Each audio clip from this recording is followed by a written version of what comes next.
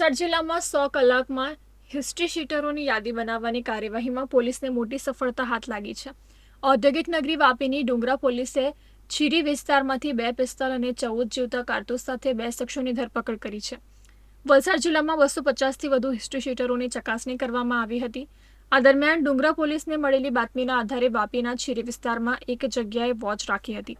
ત્યાંથી પસાર થતા ફિરોઝ અંસારી નામના વ્યક્તિને રોકી તપાસ કરતા તેની પાસેથી 2 પિસ્તોલ અને 14 જીવતા કારતૂસ મળી આવ્યા હતા.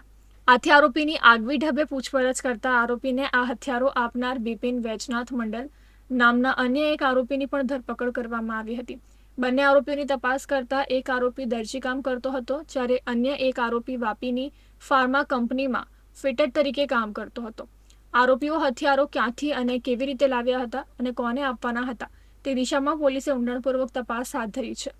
વલસાડ જિલ્લામાં પોલીસ દ્વારા હાથ ધરાયેલી કાર્યવાહીના પગલે અસામાજિક તત્વોમાં ફફડાટ ફેલાયો છે.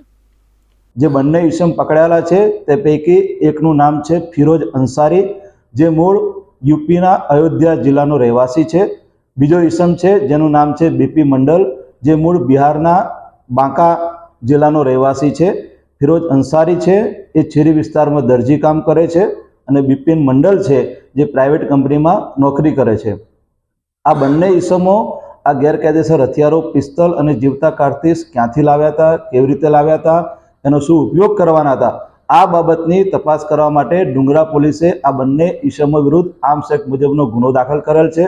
બંને ઈસમોની ધરપકડ કરેલ છે અને બંને ઈસમોના રિમાન્ડ મેળવી અને આગળની તપાસ ચાલુમાં છે. વાપીનો ઇતિહાસ જોતા આ કેટલો ગંભીર ગુનો કહી શકાય? જે પ્રમાણેના હથિયારો આ ઈસમો પાસેથી પકડાવ્યા છે એ બહુ ગંભીર બાબત છે અને આ ગંભીરતાને ધ્યાનમાં લઈને જ ડુંગરા પોલીસે ગુનો દાખલ કરેલો છે. બાતમી આધારે હકીકત મેળવી છે, બંને ઈસમોને પકડ્યા છે અને ખરેખર આ હથિયારો ક્યાંથી લાવ્યા હતા, કોને આપવાના હતા, એમનો ઉદ્દેશ શું હતો એ બાબતની ઝીણવટભરી રીતે પોલીસ તપાસ કરી રહી છે.